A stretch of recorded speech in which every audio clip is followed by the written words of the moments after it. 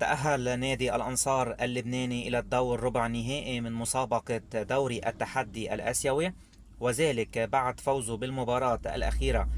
أمام السيب العماني بنتيجة 2-1. فوز وضعه بالمركز الثاني بعد فوز على باشوندرا كينجز البنغلاديشي بنتيجة 3-0، وفوز على السيب العماني بنتيجة 2-1،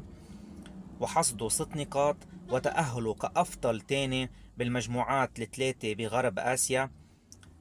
خلف الكويتي يلي تأهل كمتصدر بهيدي المجموعة.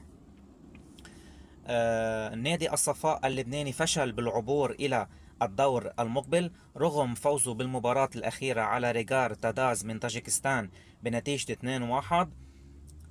ولكن فوز لم يكن كافي للعبور إلى الدور المقبل، وحصدوا 4 نقاط من تعادل أمام العربي الكويتي وفوزه الأخير على ريغار تاداز الطاجيكستاني، ولكن لم يتأهل إلى الدور المقبل. نادي الأنصار بيواجه بالدور ربع نهائي نادي موراس يونايتد من كرغستان،